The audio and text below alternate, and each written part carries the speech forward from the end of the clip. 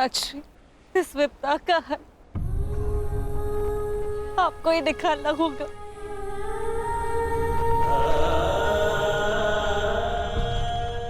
एक माता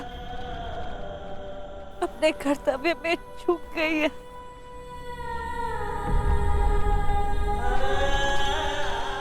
एक पितामह नहीं चूक सकते ताजश्री, ताजश्री कुछ कीजिए।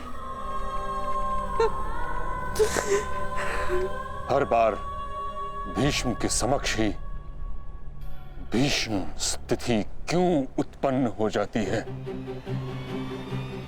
क्यों?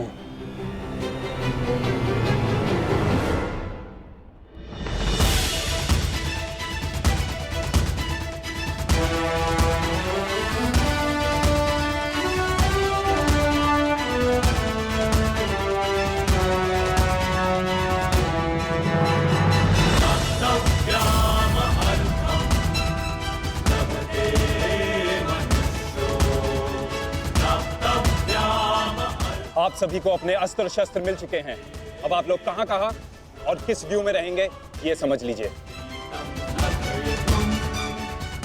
ये कुरुक्षेत्र है और हमारे सामने होगी कौरव सेना।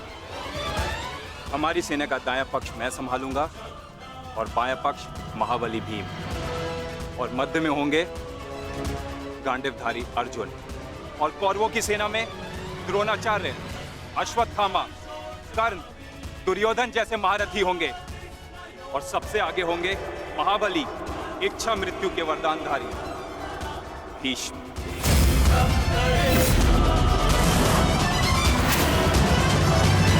इस युद्ध में सभी ने अपना स्थान जान लिया है।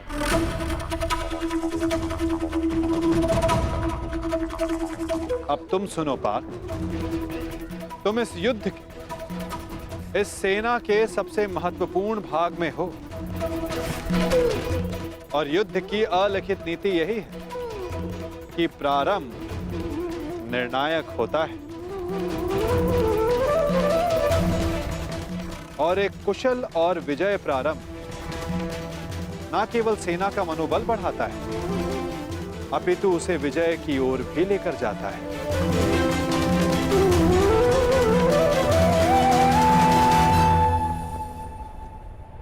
तुम हमारी सेना के मेरुदंड हो, मूल आधार हो, इसलिए विशेषतः आक्रमण तुम्हारे ऊपर ही होंगे पार्थ।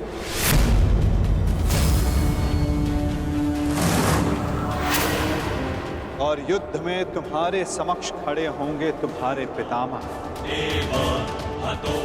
परशुराम शिष्य महामहिम भीष्म,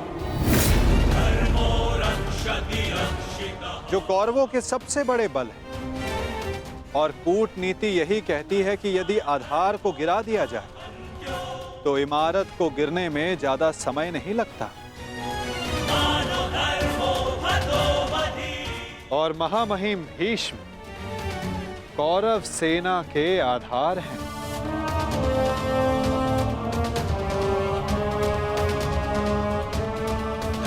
और तुम्हें उन्हें गिराना ही होगा। यदि युद्ध के प्रथम दिन ही तुम उन पर हावी हो जाओ तो ये हमारे पक्ष के लिए सर्वोत्तम होगा पार्थ।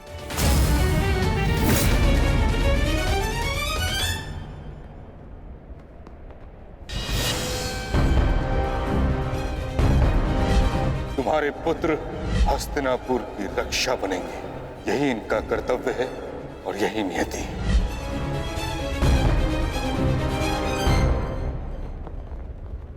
कहां खो गए पार्थ? मैं बस यही सोच रहा हूं माधव, पितामह पर वश कैसे कर पाऊंगा। वो देव गुरु बृहस्पति और भगवान परशुराम के शिष्य हैं, और उस पर उन्हें इच्छा मृत्यु का वरदान प्राप्त है।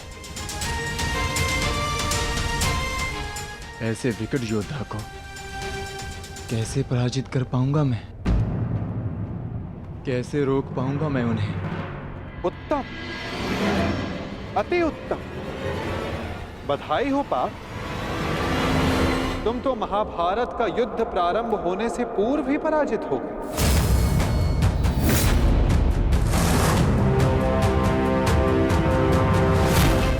एक शत्रु की शक्ति का अनुमान होना एक योद्धा के लिए उचित होता है, परंतु शत्रु की शक्ति को देखकर उससे स्वयं को हीन समझना पराजय की ओर सबसे पहला पड़ाव होता है पार्थ।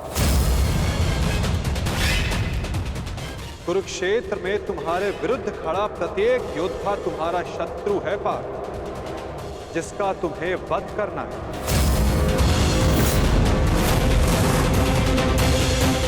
अन्यथा आज तुम भीष्म से भयभीत, कल तुम कर्ण से होगे, परसों तुम ये कहोगे कि मैं आचार्य द्रोण का सामना कैसे करूं।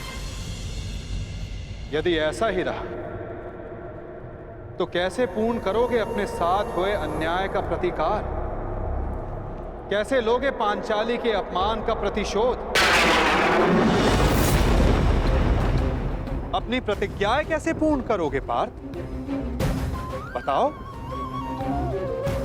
यदि युद्ध में विजय होना है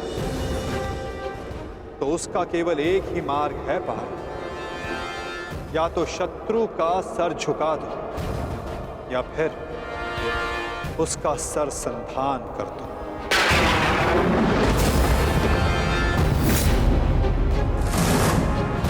यदि तुम्हें इस धर्म युद्ध में विजय पानी है तो तुम्हें अपने पितामह का सर झुकाना होगा।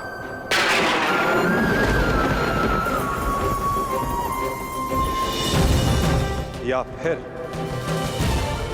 उनका सर संधान करना होगा पार्थ। और यही तुम्हारा धर्म है पार्थ। केवल गंगा पुत्र भीष्म ही नहीं, तुम्हें हर उस योद्धा का वध करना होगा, हर उस योद्धा को दंड देना होगा जो धर्म स्थापना के मार्ग में आए।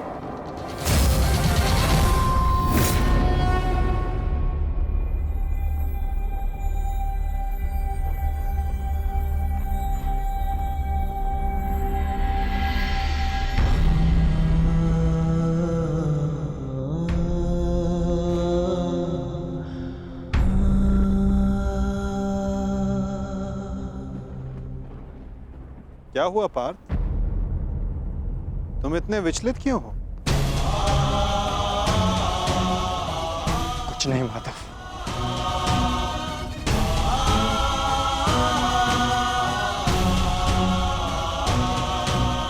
अपने सखा से सत्य छिपाना इतना सरल कार्य नहीं है पार्थ।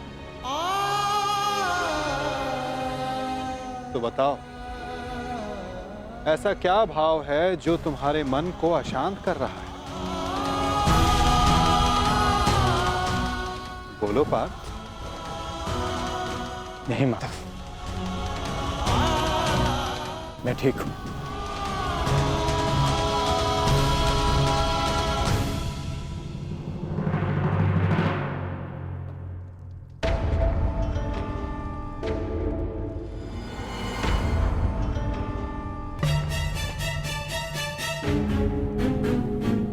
सब पहुंच गए, मेरे पितामह कहाँ रह गए?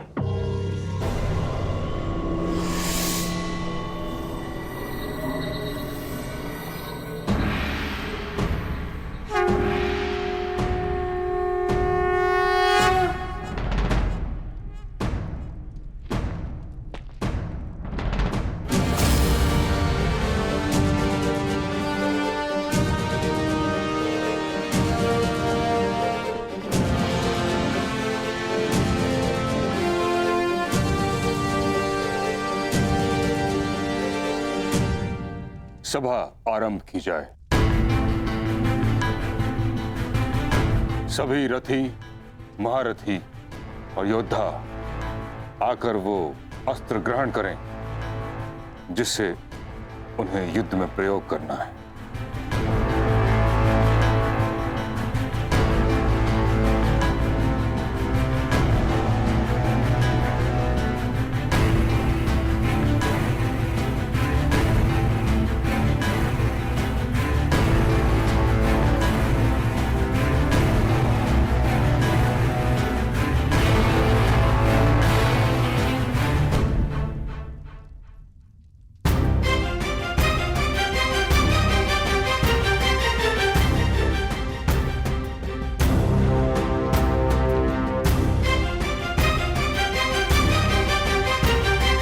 प्रणिपात महामहिम।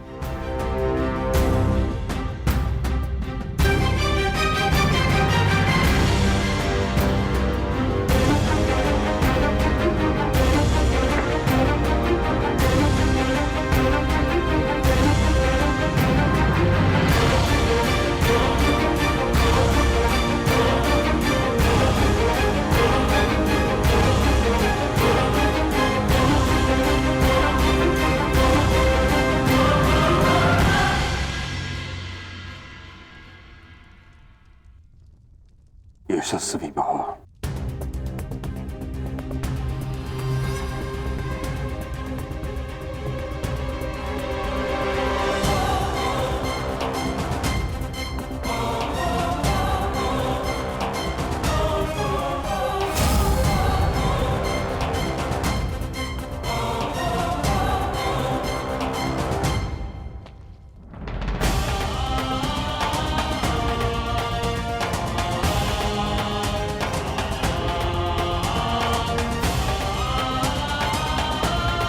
प्रणिपात महामहिम।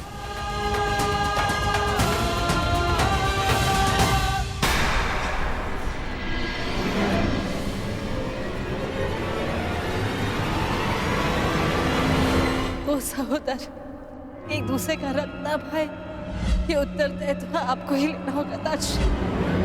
प्राण की रक्षा केवल आप ही कर सकते हैं।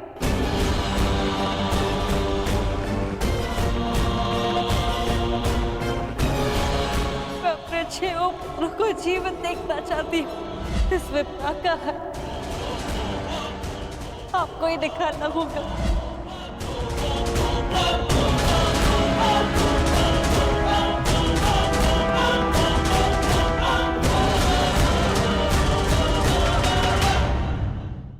मेरा शस्त्र महामहिम। क्या हुआ पितामह?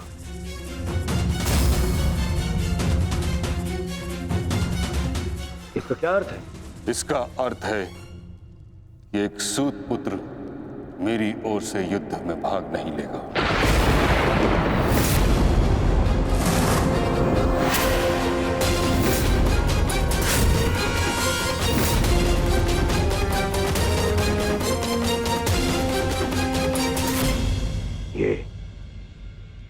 ये क्या कह रहे हैं आप पितामह? आप अब भूल रहे हैं, वर्षों पहले मैं अंगराज को राजा घोषित कर चुका हूं। उसके कर्म को, उसके जन्म से प्रधानता दी थी आपने। कर्ण ने मेरे लिए दिग्विजय प्राप्त की है।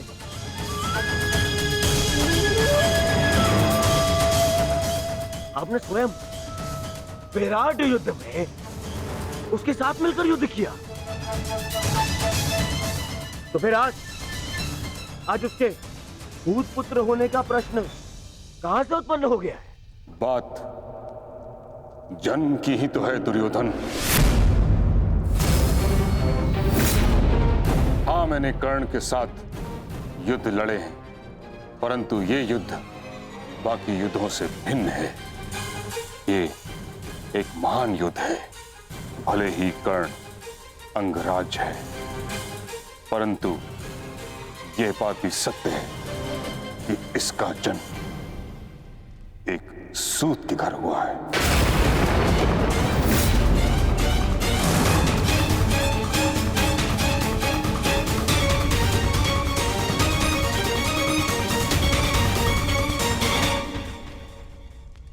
मैंने सदा इस पल की प्रतीक्षा की है जब मैं ये सिद्ध कर सकूं कि जीवन जन्म पर नहीं, कर्म पर निर्भर होता है। और आज जब ये समय आया तो आप मुझसे कह रहे हैं कि मैं रिक्त हाथ लौट जाऊं। ये युद्ध केवल मेरा अधिकार नहीं, मेरे जीवन जीने का लक्ष्य है। आप मुझसे मेरा अधिकार, मेरा लक्ष्य मत छीनिए। मैंने अपने मित्र को वचन दिया है कि इस युद्ध में मैं उसकी रक्षा करूंगा, पूर्ण रूप से मैं उसकी सहायता करूंगा, चाहे मेरे प्राण क्यों ना चले जाएं।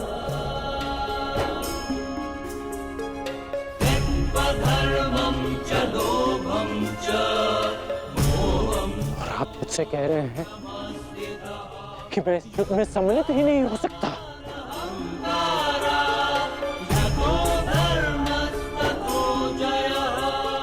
ऐसा क्या अपराध कर दिया मैंने कि आप मुझे ये दंड दे रहे हैं?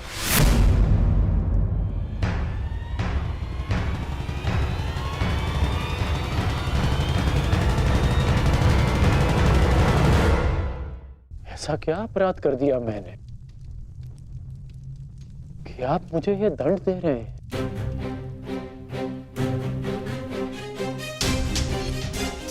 मैं कौरवों का सेनापति हूं और एक सूत पुत्र को अपने निर्णय का कारण बताना उचित नहीं समझता।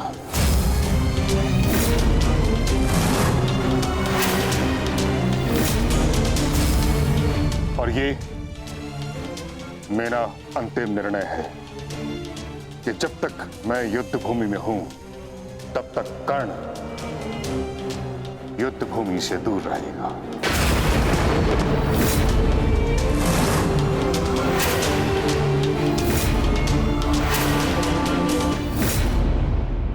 ठीक है बेटा, कर्ण को उत्तर देना या ना देना आपका अधिकार है, परंतु एक सेनापति का कर्तव्य भी है और धर्म भी कि वो अपने युवराज के हर एक प्रश्न का उसे उत्तर दे। तुम्हारा पितामह होने के नाते मैं इस प्रश्न का उत्तर देना उचित नहीं समझता।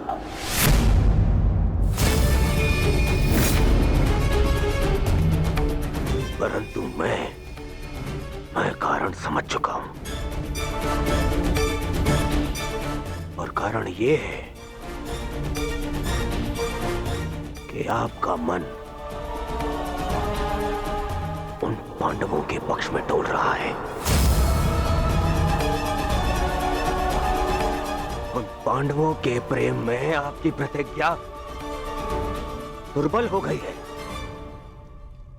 विश्वासघात कर रहे हैं आप हमारे साथ, विश्वासघात। दुर्योधन,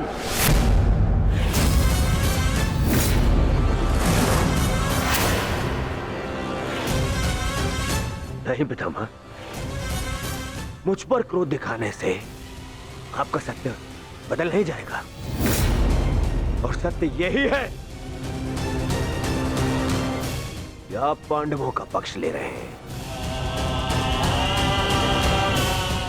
आप जानते हैं कि यदि कर्ण ने इस युद्ध में भाग लिया तो वो आपके उन प्यारे पांडवों का नाश कर देगा, और इसी उद्देश्य के चलते आप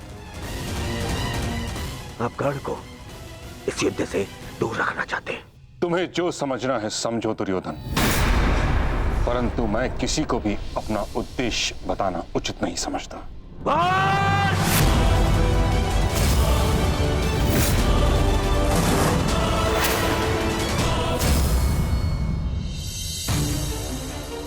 बहुत हो गया पितामह, बहुत हो गया। अब आपको अवकाश लेने की आवश्यकता है, बूढ़े हो गए हैं आप।